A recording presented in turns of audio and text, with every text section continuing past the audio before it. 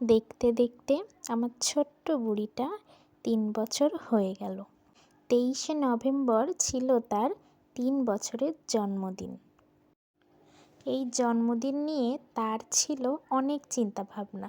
মানে সে নিজেই কী কালারের ড্রেস পরবে, কীরকম কেক হবে, এইটাই ছিল তার একমাত্র ভাবনা। আর সবসময় কখন জন্মদিন আসবে, সেই দিন কবে আসবে। অবশেষে চলেই আসলো তার জন্মদিনের দিন।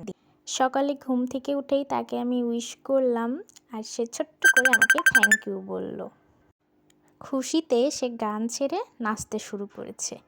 আর এইদিকে আমি একটু তার জন্মদিন উপলক্ষে ঠাকুরের কাছে একটু পুজো দিয়ে নিলাম সন্দেশ দিয়ে। সাথে আমার মেয়েও ছিল। তার দাদু তাকে একটা সাইকেল গিফট করেছে, সে সেইটা নিয়ে খুব মজায় আছে।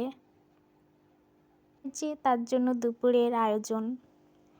দুপুরের আয়োজনে ছিল মাছ, ডাল, ভাজি 5 রকম। কিন্তু সে ভাজি, মাছ, ডাল কিছুই খায় না। এখানে তার ঠাম্মি তাকে আশীর্বাদ করছে। এত দুরন্ত থির হয়ে বসবে না, ওর বাবা বারবার এসে ওর ঠিক করে দিচ্ছে। সে বারবার বলছে আমাকে কেন মাছ আর ডাল দিয়েছ, আমি তো এগুলো খাই না। এরপর ওর দিদা ওকে আশীর্বাদ করছে। সবাই এক এক করে আশীর্বাদ করে নিচ্ছে। এবার আমার বাবা মানে ওর দাদু আশীর্বাদ করে দিচ্ছে, বরণ করছে, মজা করছে আমার মেয়ের সাথে। আর এই তো আমি আর ওর বাবা একসঙ্গে দিচ্ছি, ধান দুবলোকে আশীর্বাদ করছি।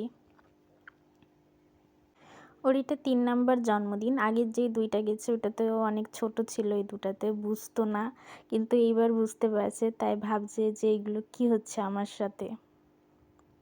ও তো মোটেই মিষ্টি খেতে চায় না, তার বাবা বলছে খাবো না। ওর বাবা জোর করে খাওয়াচ্ছে, যে না খেলে আর কখনোই জন্মদিন করব না। এই জন্য চাপে পড়ে খেয়ে নিয়েছে।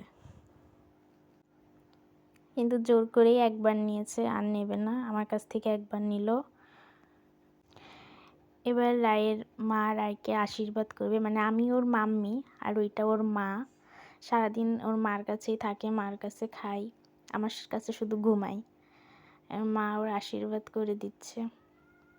সবার থেকে শুধু ধান দুবলোই নিচ্ছে, কেউ মিষ্টি, পায়েস, দই কিছুই খাওয়াতে পারছে না, কারণ সে একদমই মিষ্টি খায় না।